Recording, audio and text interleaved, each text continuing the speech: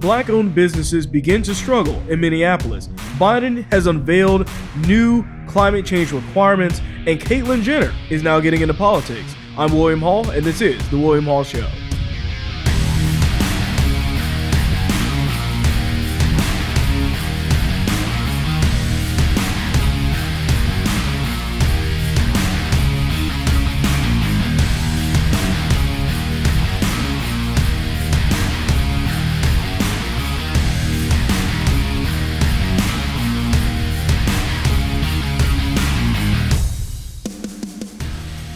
All right, welcome back to the show. I hope everybody had a great weekend. So let's go ahead and start getting into this. A bit of a slow news day, if you want to call it that. So black-owned businesses that are in Minneapolis right now are struggling.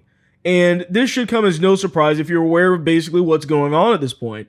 But they have the mob that's over everything, that's basically been trying to take over this area where the George Floyd incident took place, are now operating a zone that is only for dedication to George Floyd. So this is very similar to the Chaz Chop zone that was taking place in Seattle last year. But now it's all about this whole racial thing, and they're basically saying, hey, look, this entire area is ours. You cannot go in here. You're not allowed to talk about any of these things, and there's all these rules, and I'll get into that in a second. But basically, that's what's happening right now. A part of the reason why they're doing this is to keep police officers out. If you're a police officer, if you're a first responder, you're no longer welcome in this area that the BLM mob has taken over. Why is this a big deal? Why is this a massive problem? The problem here is that it is actually hurting black people. It's hurting black-owned businesses. The one thing that the news doesn't want to talk about, that they don't want to pay attention to. So they're calling this George Floyd Square, and it's an activist-run area at the once thriving intersection of East 38th Street and Chicago Avenue in Minneapolis. So following the death of George Floyd in the area, it has become an ongoing protest zone. Local business owners condemn the activists for driving police and first responders away from the area. So right off the bat, you have businesses that are actively complaining about these people that are there, saying, hey, they're not allowing us to be protected with our businesses. And so the Post reports that at least 5 stores along one block are shuttered, windows shuttered and everything. Owners and workers at most of the stores that do remain open were too afraid to comment. The black-owned businesses say they have lost 75% of their business since the George Floyd Memorial sprouted up shortly after his death, and have even launched a GoFundMe fundraiser page in a desperate bid to stay afloat. Why is this a massive deal here? The problem that we're seeing arise from these types of incidents is that they're hurting black people the most. And there's a line in there, I don't know if you picked up on it, where I was saying that some of the stores were actually afraid to comment about it. Why are they afraid? Because they feel like if their comments get out and they figure out what it is or who made those comments, what store it is, or who it was, that they're going to get their stuff broken into. Not by white people, folks, but by their own race, by black people. They're going to be the ones that are actually going to be breaking into these businesses. They're the ones that are driving out the police. They're the ones that are pressuring everybody in that area. Now, let's think for a second. Do you think these businesses want to be in this area right now? Do you think that these businesses are really feeling the whole woke thing about supporting black-owned businesses? You think they really are feeling that right now? Probably not. Because they're scared and they're worried about what's actually going to happen to their own business, all because black people themselves have now kept them from being able to do business in the area because nobody wants to go there. Nobody wants to go to what is either perceived as a high crime area or where you have activists that are desperately driving anybody that isn't a certain color out of the entire area and telling them that they're not welcome there at all. So I don't know how many of you remember, or if you have seen this, but if you actually go to your Uber Eats app or some other apps as well, do the same thing, where they have this section on there now where it says black-owned businesses. Like it's supposed to be something to basically make you want to try food from these black-owned businesses and support them because, I don't know, reasons. Nobody said they were struggling at all. That's not what this was about. It's just because, they want to add that all in there because Uber cares about black lives, along with all the rest of these companies that are doing this, of course. And of course, I don't agree with that. But one of the things that we need to take into consideration is Where are they at when it comes down to this? I mean, these are actually black-owned businesses that are suffering, that are getting way less money, are opening up GoFundMe pages because they can't even make the money they used to make. How in the world is that okay when you look at Uber and all the rest of these different services and whatnot that pretend like they care so much about black-owned businesses, yet in this situation, they don't care? This is what we've been saying for the longest period of time. When you do things like this, when you hurt businesses in an area, when they do go out of business, rest assured, they're not coming back. And the businesses that are looking to open up a new store, maybe there was a person, a company that was just about to open up a store in this area, says, absolutely not. We're going over to the white neighborhood where there's still police officers and there's less crime. And who are you really hurting? It's not only just the businesses that are there, but you're also hurting people in the community as well. Because now they can't get access to certain stores, all because of this. And there's this other problem too that you see crop up oftentimes, where these stores have to raise the prices oftentimes to compensate for the lack of business in the area due to these protests from black people themselves. And so they wind up now where people in the community are paying more money, ideally, for the same stuff that they would maybe get somewhere else for significantly less money. They're paying more money in that same area because these businesses are being hurt by black people themselves. And of course, I think people from the outside, the woke people from the outside, will probably look in on that and say, well, that's clearly only happening because those businesses are trying to take advantage of the people in the area. And it's like, no. What happened is that the protesters have raised the cost of doing business in those areas. They've cost them money. They've cost them a lot of business. And they are having to compensate one way or another. That's either to close or to raise prices. Who's it really hurting? Who is it really hurting here? Because I don't think that the goal of trying to fight back about all this racial justice, whatever that they're trying to explain away, is doing anything when ultimately all we're seeing is just black people themselves being hurt in this whole movement. So there was a sign as well that was posted in the area, and it said rules for white people. And this is, like I said, in the George Floyd Square in Minneapolis. So the first point that they put on there is decenter yourself and come to listen, learn, mourn, and witness. Remember, you are here to support, not to be supported. Well, I mean, it couldn't get more clear than that. Basically, we don't care about you if you're not black. If you're anything else but black, you're here to join our cause and not to speak, because you have to listen and learn and mourn with us. That's all you're allowed to do. You're not able to do anything. We're not here to support you at all. You know, not because of what you believe, but because of the color of your skin. That's real comforting right there. So they go on to say, be mindful of whether your volume, pace, and movements are supporting or undermining your efforts to decenter yourself. So basically just, you know, it's like, basically if you come in here and you're white, be a kid in timeout, you know, just kind of remain in the same place. Don't overly do anything. Try not to offend anybody. Just be real careful. Look, I don't see why anybody would be wanting to be coming up in this place in this situation. It says seek to contribute to the energy of the space rather than drain it, whatever that's supposed to mean. Like, what? Bring your own process to other white folks so that you will not harm what this BIPOC thing, the people of color, whatever it is, you know. Anyways, and it goes on, consider if you want or need to take photos and post them. Do not take photos of people without their consent. Of course they're saying that. You know why? Because when somebody goes around and they're doing something extremely heinous, which has happened many times before at these protests, peaceful protests, of course, right? There's nothing else going on there to see, folks, right? But when these things are taking place there and things get violent, all of a sudden, the people that are filming there, that are just, or journalists that are just there to document, all of a sudden they're getting attacked. Why are they getting attacked? Because they don't want this stuff getting out. They don't want people to see how violent and ridiculous they're being. They want it to stay secret and unseen. And then it goes on to say, if you witness white folks doing problematic things, whatever that's supposed to mean, speak up with compassion to take the burden off the black folks and our siblings of color whenever appropriate. Seek to engage rather than escalate so that it can be a learning moment rather than a disruption. Once again, this is the racism that we're seeing. And the problem is that they think this is okay. They think this is okay because the woke left have told them As long as you are a black person, you can say whatever you want to a white person about how they're supposed to behave around you, what they're supposed to do around you, and they have to just sit there and listen and take it.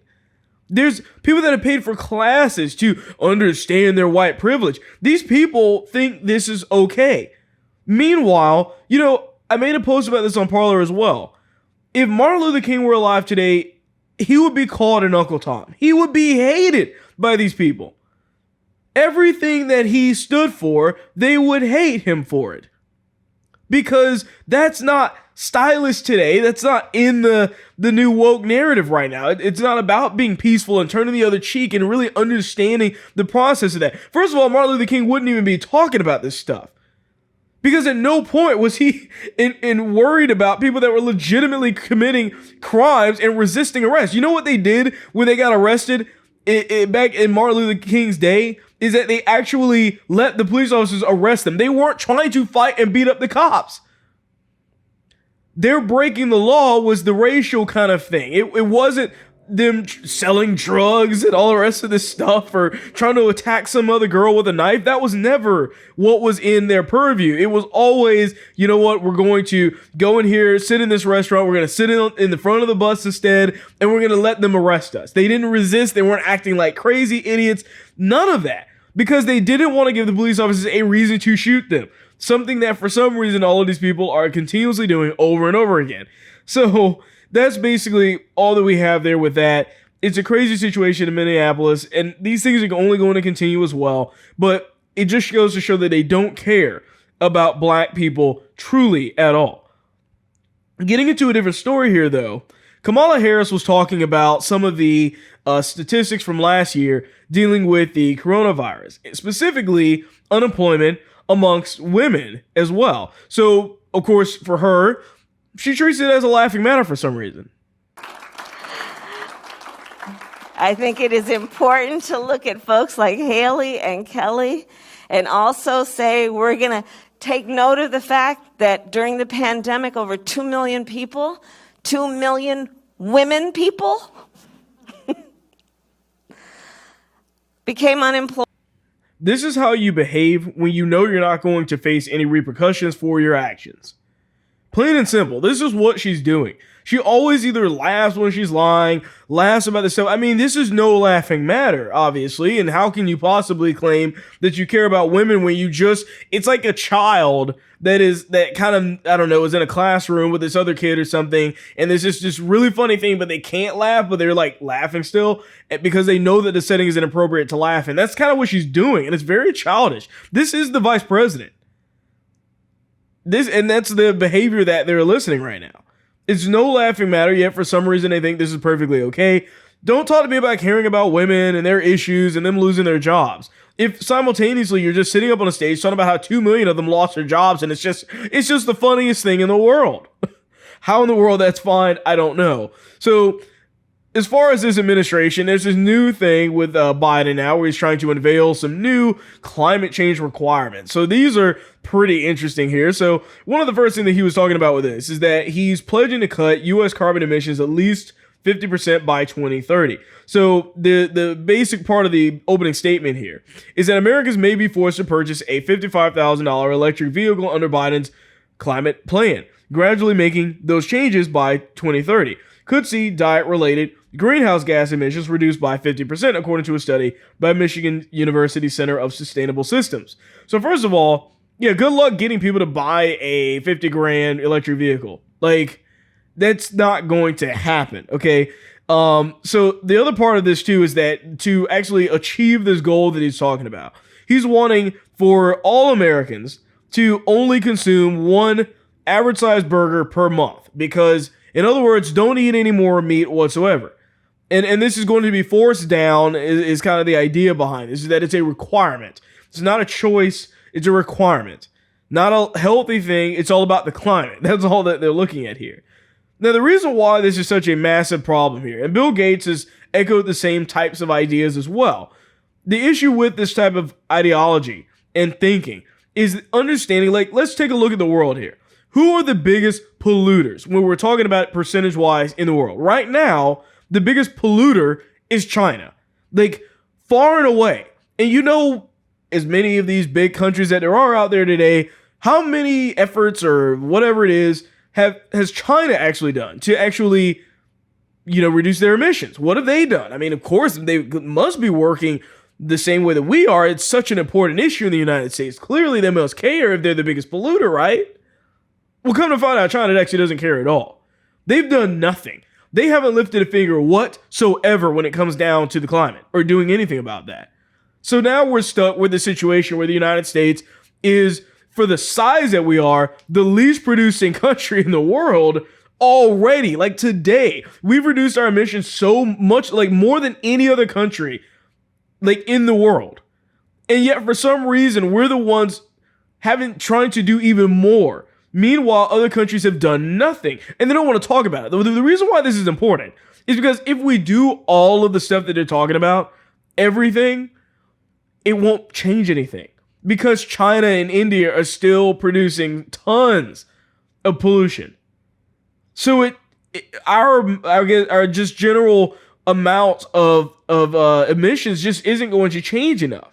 Not enough to make a big dent in anything. And even if we do change it, there's no provable evidence that it's going to make that much of a difference at all at this point.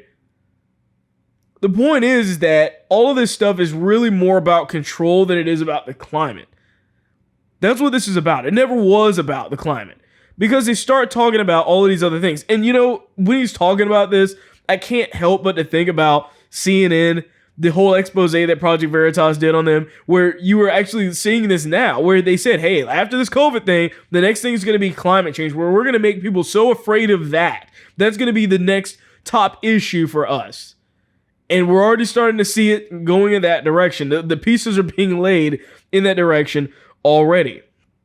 So just in a bit of a story here as well, you have Caitlyn Jenner now, which is saying, well, he is saying, because this used to be Bruce Jenner, in case you weren't already aware, is saying that they're going to be running for governor of California. Now, I'm not aware of their involvement in politics in the past or anything like that, but it's just really weird to me because this is one of those situations where I don't think the people of California that are really woke actually want him to be the governor at this point. So the funniest thing about this is really the fact that this would be the first female governor of California, and they're actually a man. Like, I don't understand how exactly they're expecting for this to work when you have these things like that. You had Joey Behar as well, misgendering, if you want to call it that, which in other words, saying the correct gender, by the way, calling him a he instead of a she, and several times. And of course, she doesn't get canceled for any of that because she's a part of the protected left where they can just say, oh, I didn't get enough sleep last night and it's fine. We don't have to think about it. But the second that somebody tweets it out a certain way that's conservative, all of a sudden they're canceled. Their entire career is over. That's the way that they look at this. It's such a massive double standard. So to be honest with you, I could really care less about what they're trying to do as far as running for governor or whatever. I mean, California, look, if they wound up electing Caitlyn Jenner for this position, they got what they wanted. I mean, this is it. That's it right there for you. And if you don't like it, then you can deal with it because you were the ones that said, especially in California, that any man can just turn into a woman all of a sudden. So there you have it. There you have it. So on another topic here, last topic for the day, Bill Maher came out and he's been kind of on a tear lately over the past few weeks where he's been talking about just things that are, more centrist, I guess you could call it, but effectively just anti-far left-wing kind of ideas. And he's been kind of debunking them and just talking about how just stupid they are. You know the reason why advertisers in this country love the 18 to 34 demographic? Because it's the most gullible. Yeah. A third of people under 35 say they're in favor of abolishing the police, not defunding, but doing away with a police force altogether, which is less of a policy position and more of a leg tattoo. 36% of millennials think it might be a good idea to try communism. But much of the world did try it. I know millennials think that doesn't count because they weren't alive when it happened. But it did happen. And there are people around who remember it. Pining for communism is like pining for Betamax or MySpace. So when you say you're old, you don't get it. Get what? Abolish the police and the border patrol and capitalism and cancel Lincoln? No, I get it. The problem isn't that I don't get what you're saying or that I'm old. The problem is that your ideas are stupid.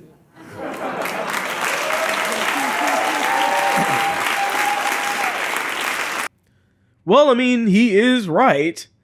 I can't say that he's wrong there.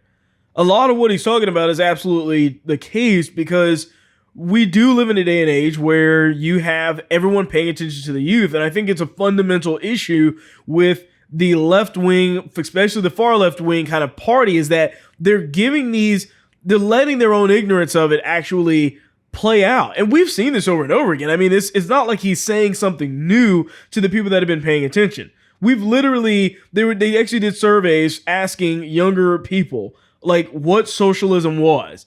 And they thought it was some kind of like social behavior. Like they just attributed it to social media or something. I mean, they had no idea what it actually meant. Yet a lot of them were advocating for it.